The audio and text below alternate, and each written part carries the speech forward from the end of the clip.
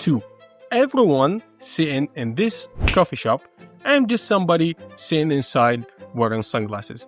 But in reality, I am editing a video on 3 different monitors.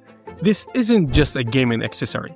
This is a triple monitor workstation that fits in your pocket. Most people buy the VITURE Beast for their gaming handheld, like the Steam Deck. And yeah, it is brilliant for that. But do you want to know why this is worth $549? It is because of this and this.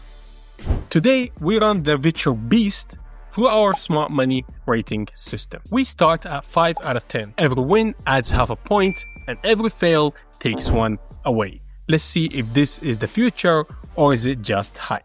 We are skipping the unboxing because unboxings are kind of boring, but here is the full arsenal. We have the Beast glasses, we have the VITURE mobile dock, the extension cable, and 3 different 8-bit DO controllers. I am not including the controllers in our scoring system because of the fact they are sold separately. But this proves that VITURE is serious about building an ecosystem instead of just a Kickstarter toy. Pick up these and you instantly know where the money went. It feels dense and metallic like the MacBook Pro rather than hollow and plasticky like the Nintendo Switch Lite. The aluminum feels cold and dense, feels very high quality, and the hinges are smooth and sturdy.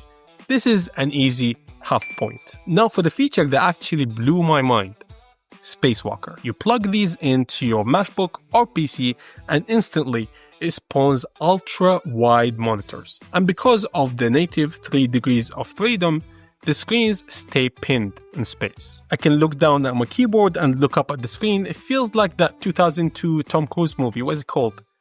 Minority Report. Double homicide, 1 male, 1 female. Killer's male, white. You can work from an airplane, and you can work from a hotel room, or you can work from on top of a mountain, and you still have 3 monitor setup. So for productivity, this gets a full point. So claiming that this replaces a monitor is a bold statement. So I did the spreadsheet test. Usually XR glasses are fantastic for videos, but terrible when it comes to text. This is because of something called pixels per degrees, or PPD. The VITURE Beast has a PPD of 49. For context, a Retina display is usually around 50 to 60. So to test this, I pulled up a spreadsheet with a font size of 8. And as you can see, the center is razor sharp. I can read everything. Sometimes around the corners it gets a little bit blurry, but in the center of the vision is no problem whatsoever. However, this is why optics matter. You have to move your head slightly to read the corners. You cannot just move your eyes to see the corners because they will smear slightly, but once you lock your head, it is crisp enough for you to code for 4 hours straight.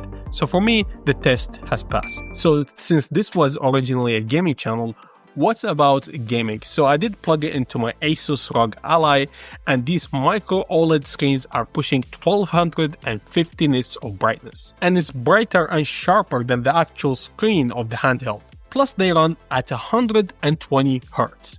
This means you can do some serious gaming on these things. And paired with the electrochromic black film that easily blocks the sun, this is definitely another point. But what about lag? If you're playing something like Warzone or Battlefield, a split-second delay means death basically. I cannot show you input lag from the glasses, but you can take my word for it, the input lag is virtually 0. It is connected by USB-C, there's no Bluetooth here, that means there is no latency. So how about battery consumption? Is there a trade-off in power? Let's say you're playing Battlefield with the Asus ROG Ally, this will give you around 2 hours to 90 minutes of playtime. So this, if you want to save battery, actually have a bit more battery than you actually have in your ROG Ally, what you do is you turn off the screen of the ROG Ally itself and rely on the screens only of the glasses. This will extend your battery life by 15 to 20 minutes. But if you have both of them on at the same time, you expect to lose battery life from 15 to 20 minutes. So I've been using them consistently for the past 2 weeks, and there's a mode that is called the side mode that I've been using a lot. You can shrink the screen to the side of your vision. I've been doing the dishes and watching YouTube at the same time, so it's like having a permanent HUD. It's a flex, to be honest. Now, the mobile dock that lets you play and charge at the same time, and this crucially unlocks the Nintendo Switch without a bulky HDMI cable. So if you're traveling with the Switch, this is a must-have. But there's one feature that really stood out to me that nobody's talking about, is the local co-op. So this mobile dock actually have two USB-C outputs for two glasses. So you can use the Switch 2 and connect two glasses at the same time and play co-op on the Nintendo Switch 2. So imagine you are on a plane and then you have your Nintendo Switch with you. This can be connected to the Nintendo Switch. It will give it power. At the same time, connecting two glasses, you see it on airplane seats, having massive screens in front of you and playing co-op Mario Kart or something. It's just a very neat feature to have. But nothing is perfect. For the sake of transparency, we have to tell you the downsides of this product. First, the heat. Because of the computer inside the glasses, the right arm does get a little bit warm. Depending on your face shape, the very corners of the screens can get slightly blurry. Sometimes you have to really fiddle with the nose piece just to get it really crisp. It does take some adjustment, but once you get it right, it will be correct most of the time until you have to adjust it again. And finally, sound leakage. The speakers on these glasses are open ear. They actually sound really good, but at full volume, people around you might hear your game or whatever you're watching. So just so you know, for full privacy, you will need probably a pair of earbuds. So the final score for TA Tech Smart Money scoring system is 8 out of 10.